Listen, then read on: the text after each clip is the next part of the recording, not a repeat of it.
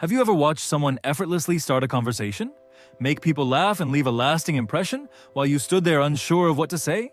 Maybe you've hesitated to approach new people, worried about saying the wrong thing, or found yourself trapped in awkward silences. Be honest, has this ever happened to you? Let me know in the comments. If that sounds familiar, you're not alone. But here's the C-kit. Great conversations aren't just a gift. You can learn them like any other skill. And once you do, you'll never have to struggle with what to say again. Today we're diving into How to Start a Conversation and Make Friends by Don Gabor, a book that unlocks the secrets of confident, engaging communication. By the end of this summary, you'll know exactly how to start conversations, keep them flowing, and build real connections without the fear of awkwardness or rejection. Now imagine this. You walk into a room, spot someone new, and effortlessly start a conversation. No second guessing, no overthinking, just natural, smooth interaction.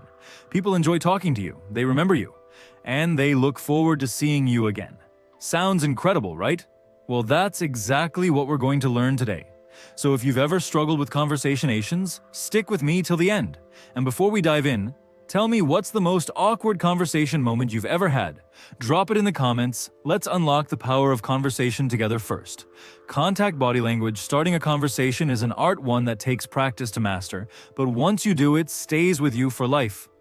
Communication isn't just about what you say, it's also about how you present yourself. Your body language plays a crucial role in how people perceive you.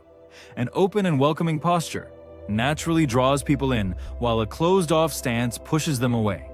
Simple gestures like keeping your hands open and leaning slightly forward while speaking signal openness and encourage engagement. On the other hand, crossing your arms or avoiding eye contact can make you seem distant and interested. One of the most effective ways to improve body language is by using the SOFAN technique. This stands for smile, open arms, forward lean, touch eye contact, and nod. These subtle yet powerful gestures can transform the way you communicate, making it easier to start and maintain conversations. To understand how SOFAN works in real life, let's take the example of Mary. She was a shy girl with no friends at family gatherings and social events. She often stood alone, feeling invisible. This isolation frustrated her, and over time she began resenting herself for not being more social. But Mary wanted to change. She wanted to connect with people. When she learned about SOFAN, she decided to apply it in her life. The first step was smile. People naturally mirror the energy they receive. If you greet someone with a serious expression or a cold demeanor, chances are they'll respond the same way. But if you smile, they'll likely smile back, making the conversation start on a positive note. A warm smile makes others feel valued and welcomed. Mary put this into practice. Instead of waiting for people to approach her, she made the first move, greeting others with a friendly smile, and it worked. Smiling not only made her feel more confident, but also encouraged others to engage with her. Adding a simple compliment along with a smile such as "Wow, you look great" today made her interactions even more effortless. Next came open arms at social gatherings. Mary noticed that the host always welcomed guests with open arms, making everyone feel included. She realized that crossing her arms made her seem unapproachable, which kept people from talking to her. So she started keeping her hands open and relaxed when speaking to others. This subtle change made a huge difference. People felt more comfortable around her, and conversations began to flow naturally. Then there was forward lean. Mary discovered that slightly leaning forward while talking to someone made them feel heard and valued. When she applied this, the people she spoke to responded with enthusiasm as they sensed her genuine interest in what they had to say.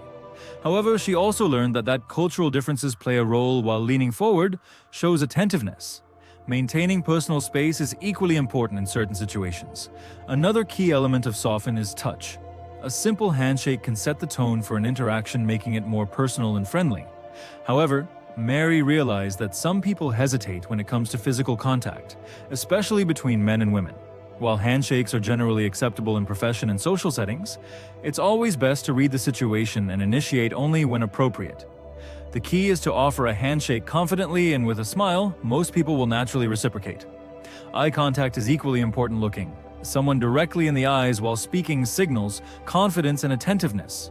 At first, Mary found it difficult to maintain eye contact, especially with new people, but she soon learned that she didn't have to stare continuously. It wasn't a competition. A natural balance of eye contact and occasional breaks helped her come across as engaged without making others uncomfortable. Finally, there's nod, a simple yet powerful gesture that encourages the other person to continue speaking. Nodding while listening reassures them that they are being understood. Even if you don't necessarily agree with everything they say, this small act can make a big difference in making conversations feel more natural and enjoyable. Beyond body language, the way you speak, your tone, your words, and your approach also plays a significant role in conversations. When combined with the soften technique, these elements make social interactions smoother and more rewarding. Master this, and you'll never struggle to find people to talk to again. Breaking the ice and getting the conversation going after mastering body language. The next step is learning how to break the ice, making someone feel at ease and comfortable enough to engage in a conversation. But what does that really mean?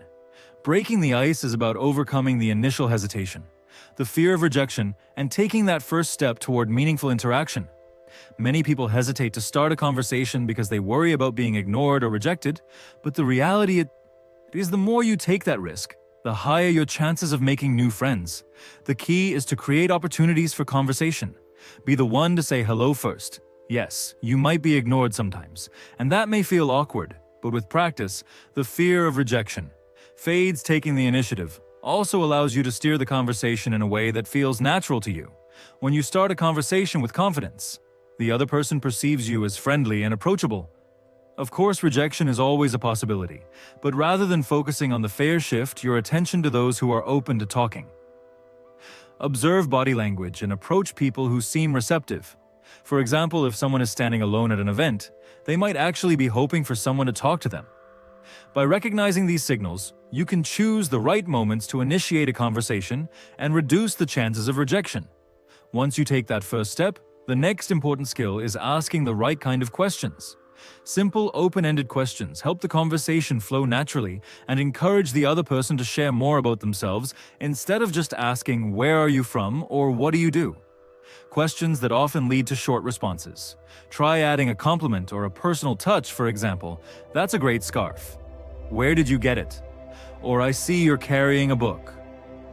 What's it about these questions not only make the other person feel good, but also create an easy entry point for discussion, even in casual encounters with strangers. Simple questions can work wonders, asking for directions, or the time may seem small, but these interactions can break the initial awkwardness and make further conversation easier. The key is to focus on open-ended questions, ones that invite a story rather than a simple yes or no answer. For instance, "How did you decide to start working here?" is far more engaging than "Do you like your job?" Open-ended questions make people feel valued, giving them a chance to share something meaningful rather than just giving a quick reply. At this point, many shy people worry about running out of things to say. They get so caught up in thinking about their next response that they forget to truly listen.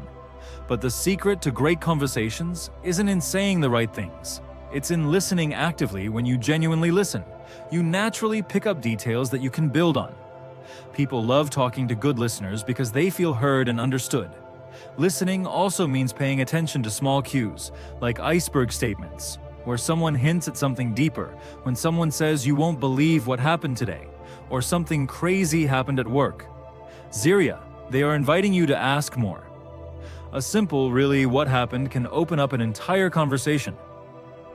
Recognizing these cues and showing genuine curiosity helps keep discussions engaging and effortless. Another great technique is summarizing key points of the conversation. Repeating or rephrasing what the other person has said in a natural way shows that you're paying attention and keeps the discussion flowing. If someone is telling you about a recent trip, you might say, "So you're saying the best part of your trip was hiking up that mountain?" That sounds incredible. This not only keeps them engaged, but also encourages them to share more. Once the conversation is going, the next step is gathering more information about the person without making them uncomfortable. The key is to be mindful of boundaries. If you want to ask something personal, it's always best to frame it with sensitivity. "I hope I'm not getting too personal," but this allows the other person to decide if they want to share more, if they hesitate, or change the subject. Respect their space and move on. Finally, one of the best ways to make conversations feel natural is by sharing a little bit about yourself. A conversation shouldn't feel like an interview. It should be a balanced exchange. While you don't need to reveal everything about yourself in the first meeting, offering small insights into your own experiences makes the other person feel comfortable, opening up as well. However, if someone asks something too personal, it's okay to politely steer the conversation elsewhere. There are always plenty of interesting topics to discuss that can help break the ice and lead to deeper connections. Mastering these skills makes breaking the ice effortless, allowing you to turn brief interactions into lasting friendships, keeping the conversation going strong. Starting a conversation is one thing, but keeping it going smoothly requires more effort. A good conversation doesn't just happen. It needs the right approach to keep both people engaged. Here are some key ways to maintain a strong and flowing discussion. One of the best ways to keep a conversation alive is to focus on the situation wherever you are. Use your surroundings as a conversation starter. If you're at a party, you can talk about the person who invited you, comment on the food, or discuss the decorations from there. You can naturally transition into asking about the other person. When you do this, you'll never run out of topics to talk about. People often make the mistake of overthinking during conversations, worrying about how they look, how they sound, or whether they seem interesting. The key is to shift your focus outward instead of inward. Think about the environment around you. For example, imagine you're at a health club and you notice Mary, a new member. Instead of staying silent, you could ask her why she decided to join the club. You might follow up by asking if she's been playing tennis for long or if she's just in starting.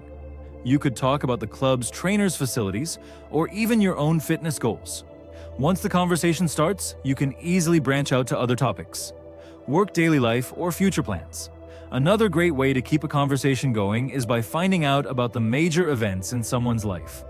Public speaking expert Dale Carnegie once said that when you know the big events in a person's life, conversations become effortless. These major life events, whether personal achievements, travels, or hobbies, act as emotional triggers, making people eager to talk. These emotional triggers, or hot buttons, are topics that make people light up and engage more. Once you identify what excites someone, you can keep the discussion flowing naturally. Many people assume their interests are too unique to connect with others, but that's rarely the case. We often share common activities, goals, or passions with others. A simple way to uncover these hot buttons is by observing the other person's belongings. Maybe they're carrying a book, a musical instrument, or a unique bag. These objects often have a personal story behind them. Asking an open-ended question about such items can effortlessly spark a conversation.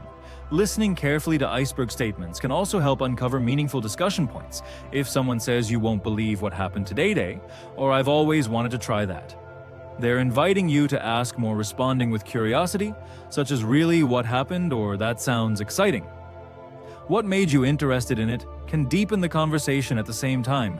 Balancing the exchange of information is crucial. A good conversation isn't about one person dominating the discussion. It's a two-way street.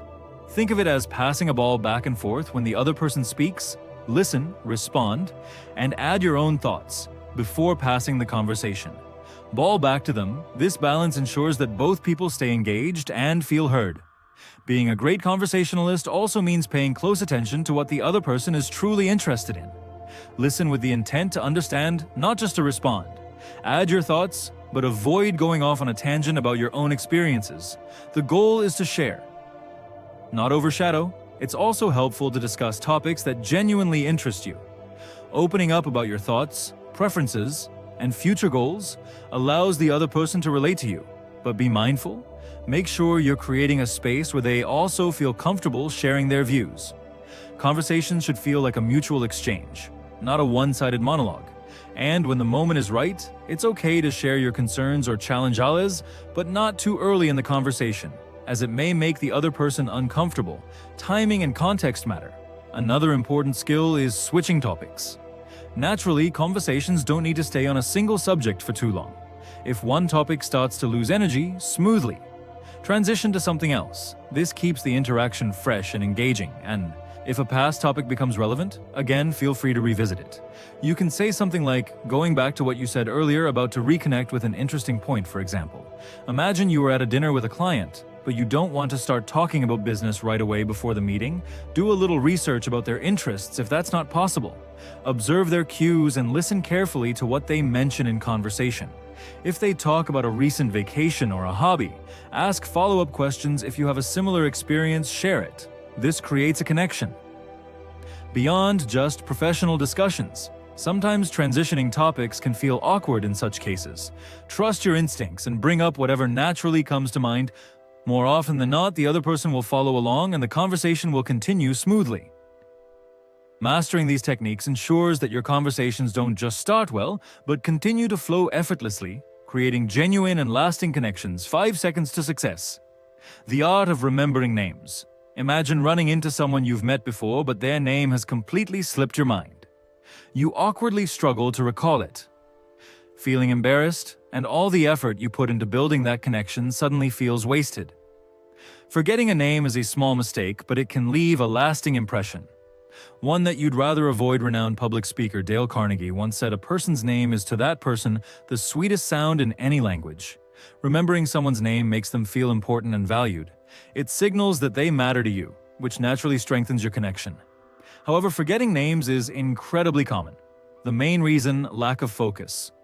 When we're introduced to someone, we're often too caught up in our own thoughts, wondering what to say next, how we're being perceived, or simply getting distracted. The key to remembering names lies in mastering a few simple yet powerful techniques. The first step is staying fully present during introductions. When someone tells you their name, give them your undivided attention. A great way to reinforce your focus is by shaking their hand as they introduce themselves. Physical engagement helps anchor the moment in your memory. Next, listen carefully instead of thinking about your response. Often, we're so preoccupied with what we'll say next that we don't truly hear the name being spoken. If you miss it, don't hesitate to ask them to repeat it. Most people appreciate the effort as it shows you genuinely want to remember their name. A simple but effective trick is repeating their name out loud, right after you hear it. For example, if they say, "Hi, I'm Sarah," respond with "Nice to meet you."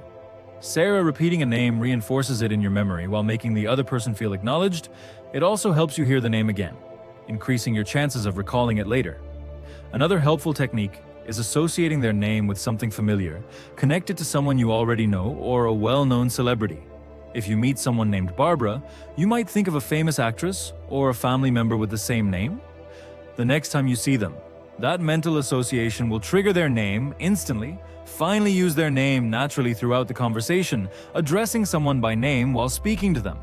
And even when wrapping up the conversation, makes it stick in your mind, saying things like, "That's really interesting, Mark," or "Great talking to you." Lisa strengthened both memory and connection. Mastering the art of remembering names is a small yet powerful skill that can leave a lasting impact on your social interactions. By staying focused, listening carefully, and using memory tricks you'll never struggle with names again, and people will appreciate you for it. Overcoming conversational hang-ups. Fear often holds people back from having open, meaningful conversations. It can lead to misunderstandings, create barriers, and even shut down discussions before they truly begin. Many people build emotional walls when they feel judged or misunderstood, making it harder to connect with others. The key to overcoming these challenges is recognizing common conversational hang-ups and learning how to navigate them effectively. One major roadblock is the "I'm right, you're wrong" mindset that some people approach conversations like a competition, constantly trying to prove their point or dismissing others' opinions. They say things like, "That's ridiculous, you're completely wrong." This kind of response instantly shuts people down, making them hesitant to share their thoughts instead of engaging in a battle of opinions. Try shifting your approach. Instead of saying, "That's not true," try, "I see it from a different perspective." This small change in wording allows for a more open discussion where both people feel heard. Another common mistake is judging people too quickly. Some assume they can read others just by their appearance, the way they dress, the car they drive, or their job title. But this leads to stereotypes and prevents genuine connections. No one likes to feel labeled before they've even had a chance to speak. Before forming an opinion about someone, take the time to get to know them. Give them the same opportunity to understand you as well. Then there's the "tell me something, I don't know" attitude. Acting like a know-it-all pushes people away. It's natural to be knowledgeable in certain areas, but constantly trying to prove how much you know can come across as arrogant.